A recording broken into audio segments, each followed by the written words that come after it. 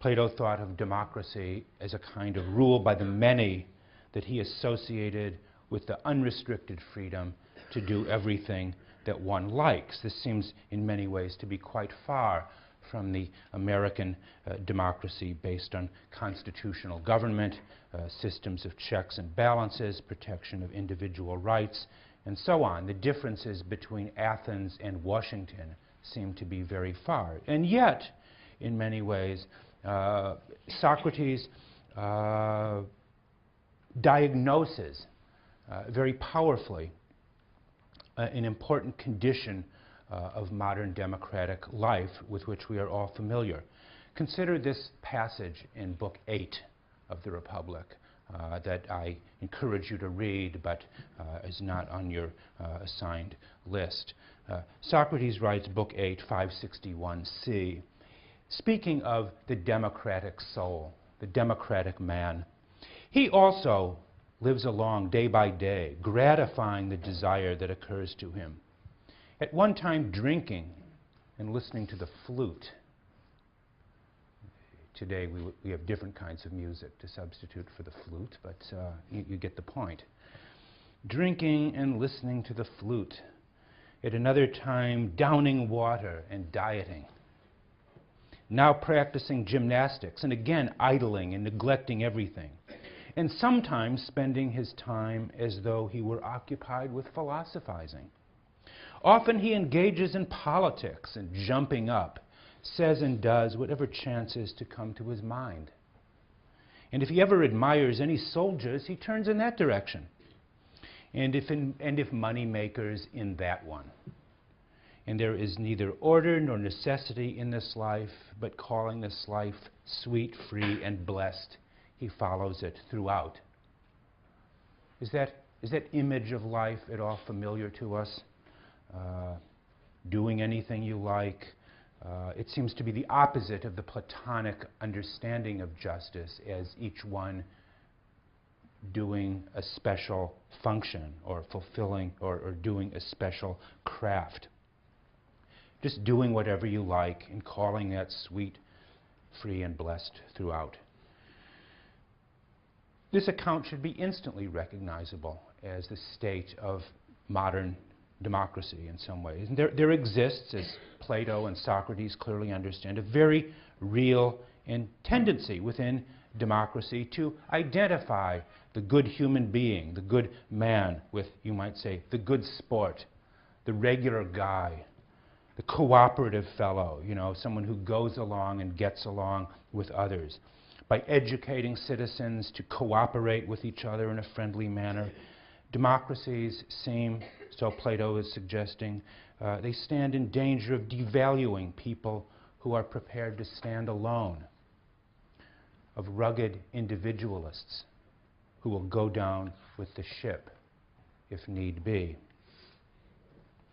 It is precisely this kind of creeping conformism, this kind of easygoing toleration, this sort of soft nihilism that democracies tend to foster, and which not only Plato, but modern thinkers like Emerson and Tocqueville and Mill, John Stuart Mill, very much warned about. What bothers Socrates most about our democracy is a certain kind of instability, its tendency to be pulled between extremes of anarchy, between lawlessness and tyranny. It is in this section of the Republic that Adiamantus asks, won't we with Aeschylus say whatever comes to our lips? Won't we say with Aeschylus whatever comes to our lips? The idea of having the liberty to say whatever comes to our lips sounds to Plato like a kind of blasphemy. The view that nothing is shameful, that everything should be permitted. To say whatever comes to our lips. There is a kind of license that comes from the denial of any restraints on our desires, or a kind of relativistic belief that all desires are equal and all should be permitted. Plato's views on democracy were not all negative, to be sure. He wasn't only a critic of democracy. It was, after all, a democracy that produced Socrates. and allowed him to philosophize freely until his 70th year. Would this have been permitted in any other city of the ancient world? And he surely would not be allowed to philosophize in many cities and countries today. Remember the letter that Plato wrote near the end of his life when he compares the democracy to a golden age, at least in comparison to what went after. Plato here seems to agree with Winston Churchill that democracy is the worst regime except for all the others.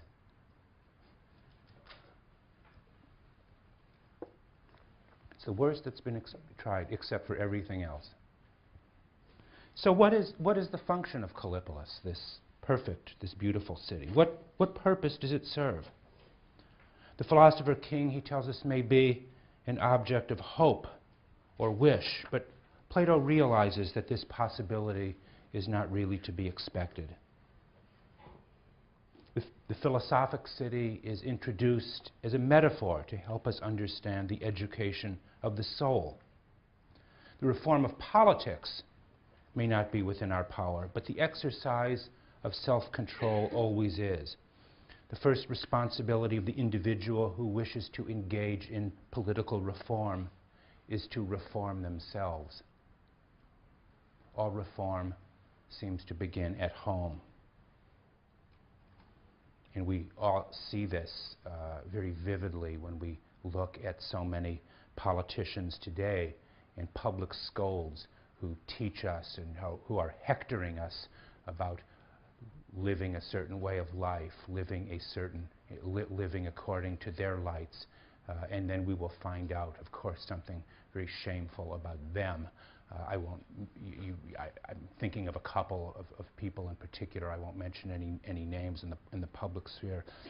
Plato's judgment seems to be you need to reform yourself before you can think about reforming others. This is a point that is often lost in the Republic, that it is first of all a work on the reform of the soul. That is not to say at all that it teaches withdrawal from political responsibilities. It does not. Philosophy, and certainly Socratic philosophy, requires friends, comrades, conversations. It is not something that can simply be pursued in isolation. Socrates understands that those who want to reform others must reform themselves, but many who've tried to imitate him have been less careful. It is easy to confuse, as many people have done, the Republic with a recipe for tyranny. The 20th century, and even the beginnings of our own, is littered with the corpses of those who have set themselves up as philosopher kings. Lenin, Stalin, Hitler, Mao, Khomeini, to name just some of the most obvious. But these men are not philosophers. Their professions to justice are just that. They are professions or pretensions expressing their vanity and their ambition. For Plato, philosophy was, in the first instance, a therapy for our passions and a way of setting limits to our desires. And this is precisely the opposite of the tyrant who Plato describes as a person of limitless desires who lacks the most rudimentary kind of governance, namely self-control. The difference between the philosopher and the tyrant illustrate two very different conceptions of philosophy. For some, philosophy represents a form of liberation from confusion, from unruly passions and prejudices, from incoherence. Again, a therapy of the soul that brings peace and contentment and justice, and a kind of justice. And yet for others, philosophy is the source of the desire to dominate. It is the basis of tyranny and the great age of ideologies through which we are still passing. The question is that both tendencies are at work within philosophy, and how do we encourage one side but not the other?